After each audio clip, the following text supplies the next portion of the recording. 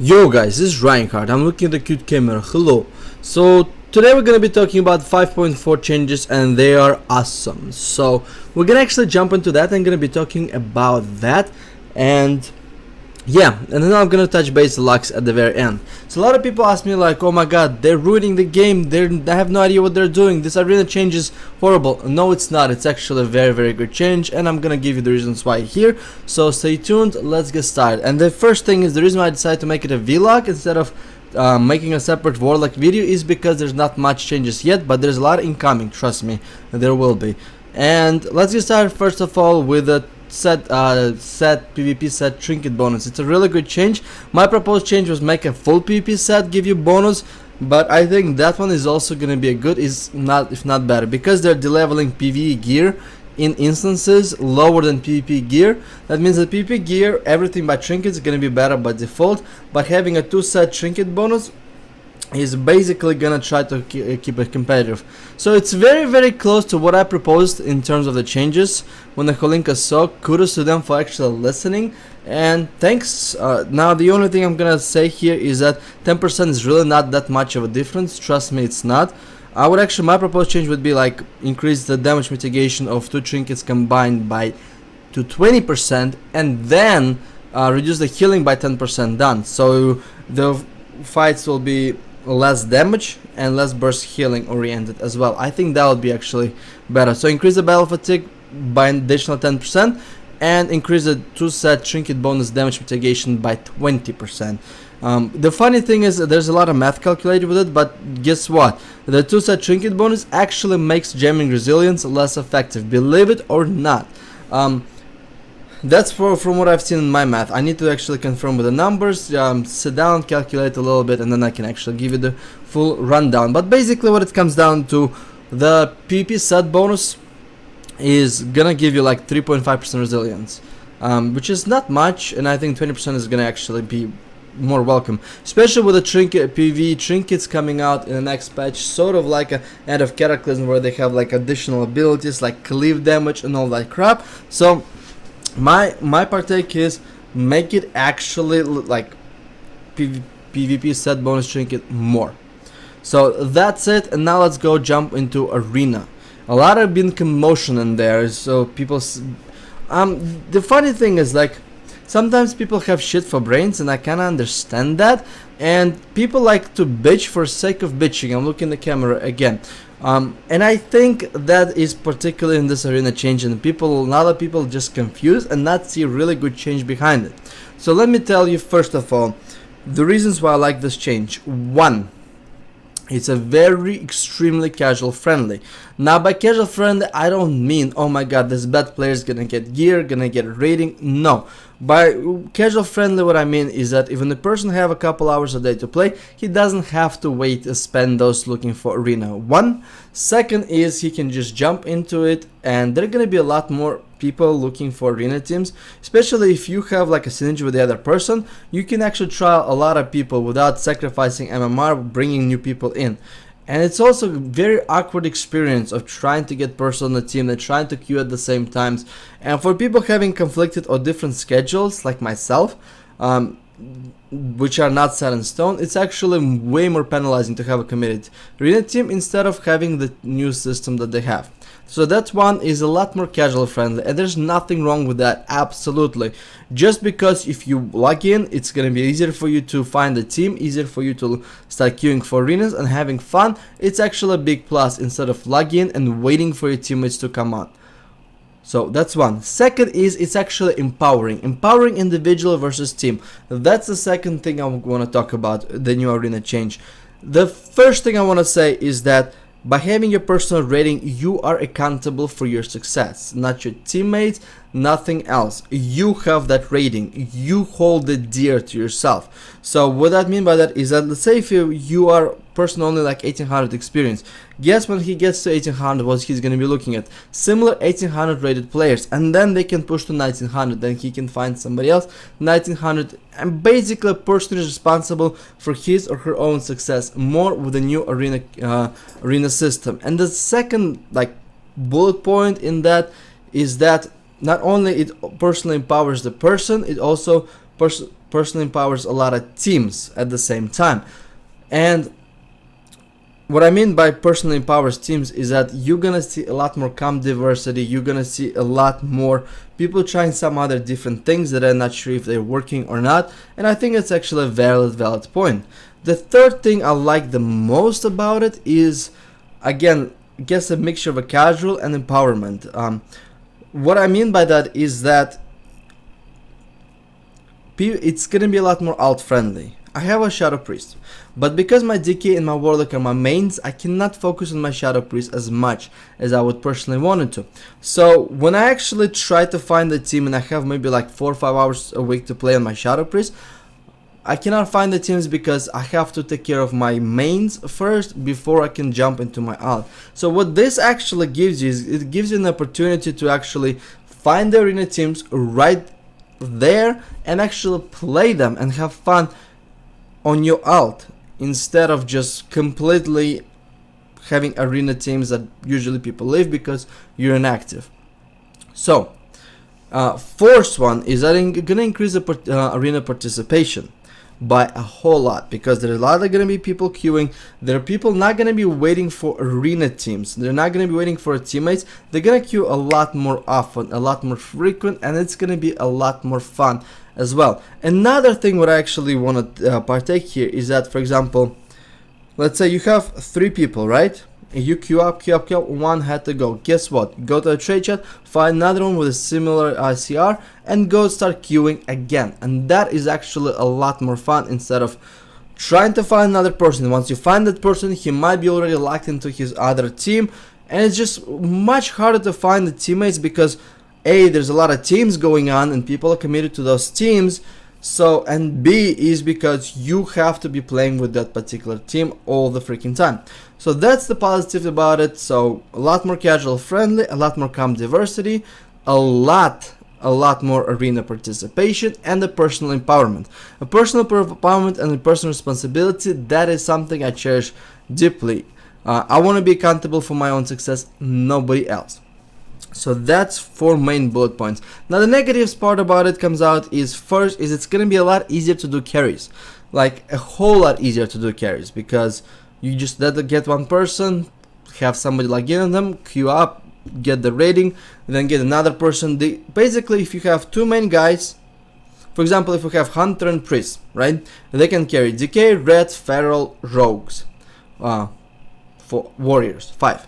So basically you have a Hunter and a Priest sitting at a really high MMR, and then they get the third one, their friend usually logs into their account to do a carry, and that way they're gonna do, it's gonna be a lot easier to do a carry. So Blizzard needs to watch out for those. That's one negative thing. Another one is more like a synergy. You're not gonna have as much of a bonding time with your teammates unless you make sure that your comp works and you actually enjoy each other company. And no, this one does not destroy your relationship with teammates. You can still queue as a team with your committed team, with your committed partners. But on the other hand, because people are gonna be team hopping a lot, not even team hop, well, party hopping a lot, I would say, it will actually have a negative impact on the synergy. So those 2 negatives, in my opinion, the benefits of having a new arena system far more outweigh the negatives. The only thing I want to add here is I would really like to see the current up to season achievements. So the person gets Gladiator during the season. During the freaking season they get Gladiator. So people will not be sitting on their ratings like they have been doing for what, like 13 seasons? 13 seasons. For 14 seasons. Holy shit, I don't forget how many seasons are there. But basically that should be like that, because if people get their achievements in the middle of the season, that's it, they don't have to sit on the rating, they can actually queue up and increase that arena participation even more so. So that was my suggestion for arenas. So overall, a good changes. Kudos to Holinka, whoever does their PvP development. The only thing I'm gonna say, the reason why we have a Russia saying is, you're not doing a jack shit until a fried rooster bigs you in the freaking ass. And I think that's kind of perpetuating to here is, Wildstar coming out at the end of this year, they're gonna have arena season.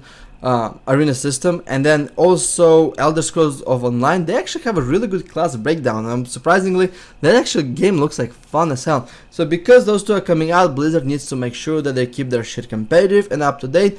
And because if this are, I think I'm positive this arena system is going to be a positive change, they might actually have an upper hand on Wildstar, but most likely not, because if Wildstar gonna be using a League of Legends system for arena progression, I think it's still gonna be better to what the Blizzard has to offer right now.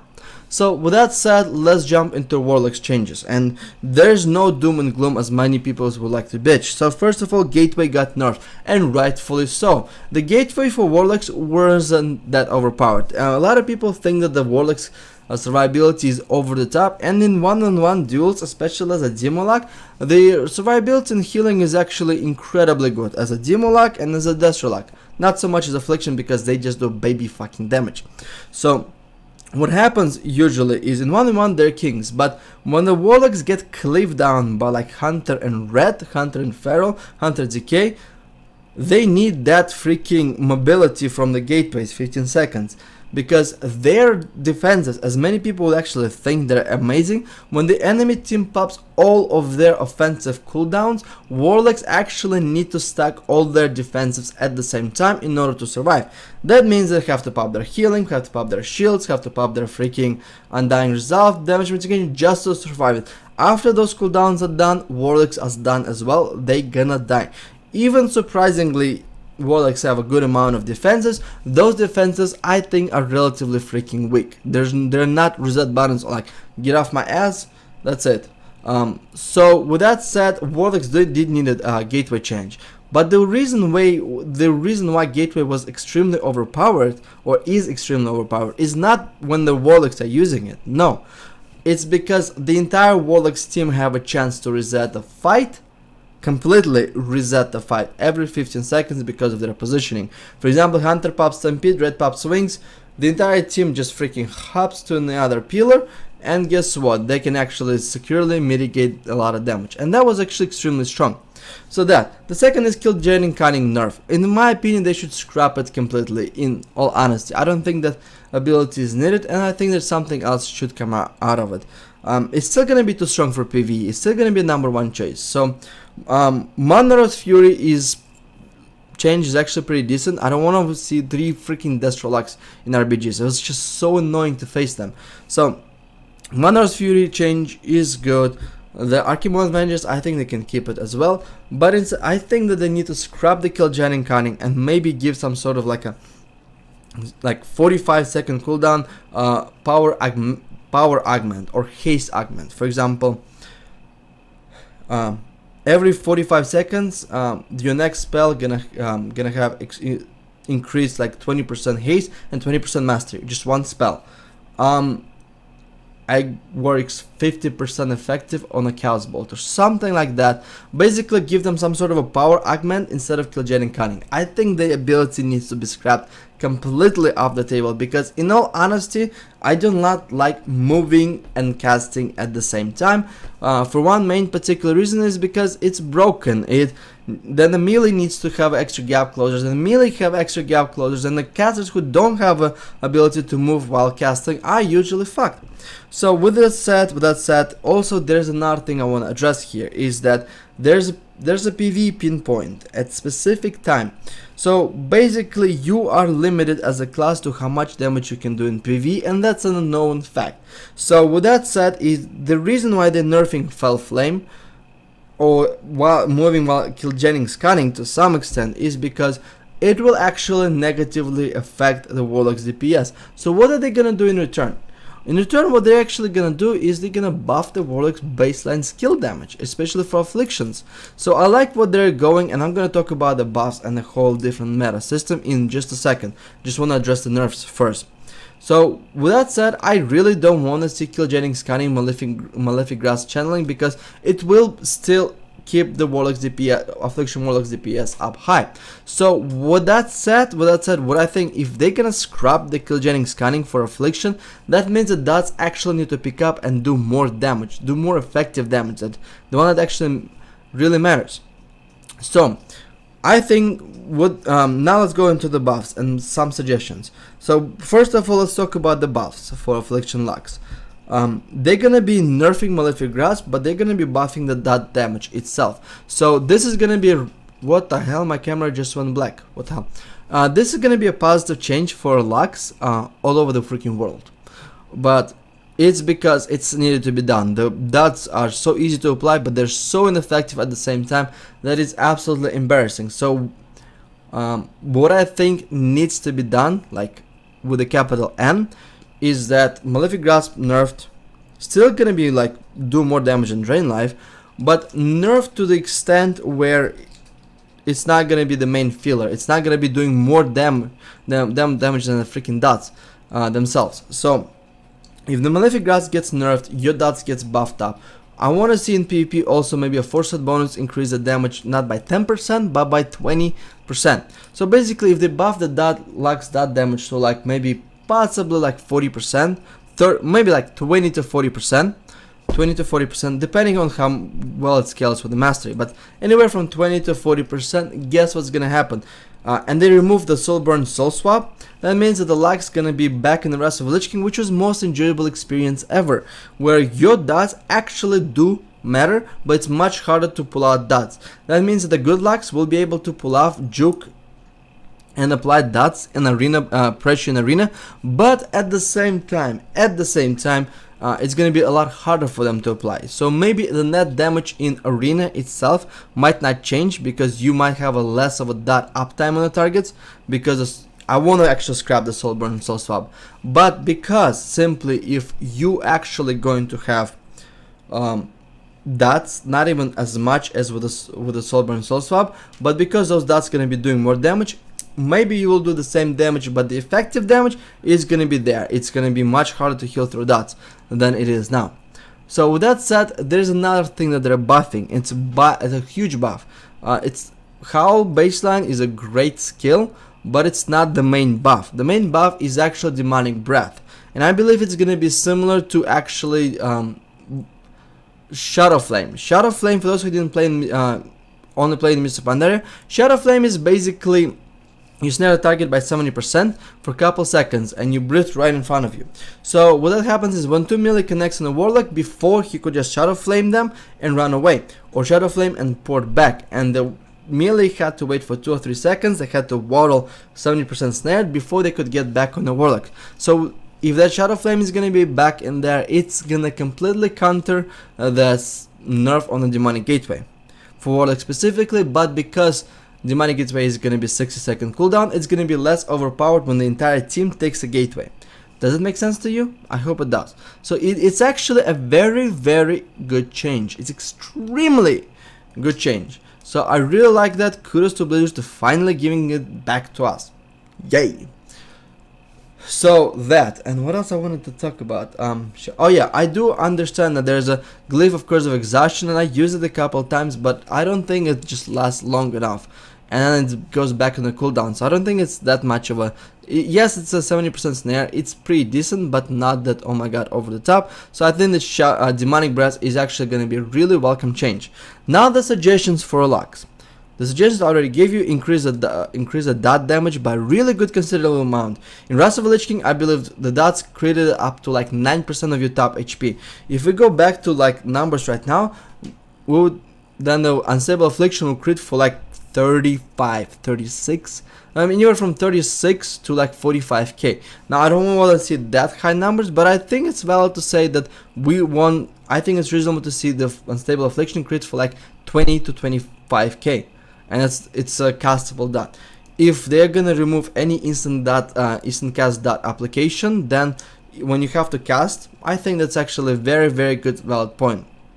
So that actually was a very, very fun thing to do. Harder to apply dots, but dots actually mattered. When the people tried to overextend and they had dots on themselves, they would really rot for like 30-40% before the healer can actually have to go back and pick them up. And guess what happens during that time? You fear the healer, you kill the DPS. Fun experience as hell, instead of just people run with the dots and like, yeah, dots, who gives a shit. So That's what my first suggestion is, tweaking the numbers on the dots. The second one is actually going to be very simple.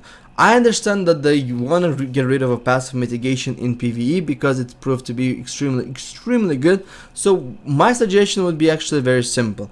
In any raid instances, in anything in PvE related, make the soul link like it is now. Basically, you take half HP of your pet and you share health with each other at the same time. I think it's a good change. I think it's great. They can use it in PvE, but in PvP, give us back our old soul link. Make it like 20 to 25% damage mitigation passive, because Lux do need a passive damage mitigation, and we're gonna have to give up either shield or the Sacrificial Pact or Dark Intent, so one of our defensives, in order to get that soul link. So I think that's probably would be really good. So that's it for this vlog in a nutshell. Guys, I think what the Blizzard is doing is a great thing. Please somebody go and post it on the forums, so people, or just go on the forums, and whoever says that arena change is really bad, either link them this video and tell them to shut the hell up, or just tell them the reasons I just figured out, clearly said here. So with that said, kudos to Blizzard development. Finally they got their heads together and actually doing a good positive changes. And no, like, I don't think that the baseline resilience is a bad change. The reason why it becomes a bad change is when the PvE gear gets better, the best in PvP. But if the PvE gear, P trinkets and everything are gonna be on a level below the top end PvP gear, then who cares about the baseline resilience, if it's high or not? So with that said, guys, thanks a lot for watching this vlog. It's gonna be it was excruciatingly long vlog, 21.5 minutes, and I need to say goodbye, so it's gonna be 22 minutes, motherfucker. So with that said, thanks a lot for watching this video. Thanks a lot for not giving up on me when I was about to give up on the game. I haven't played it a lot yet, so I need to brush my Rust off. Like I said, I got a new job. I'm really enjoying this job, and it takes a lot of chunk of my time. So, and I'm getting back my ass into a dating world as well. So with that said, thanks a lot everybody for watching this video. Really appreciate you guys, and I'm gonna be posting a lot more footage of actual gameplay soon too. The next video that I'm gonna make is going to be about the 5.4 unofficial Unholy Decay Pressure Master. It's gonna be state of the art. And then when the Lux they're gonna finalize with the luck changes, I'm gonna do the same thing for Lux as well. So anyway, thanks everybody for watching, and до свидания. Booyah.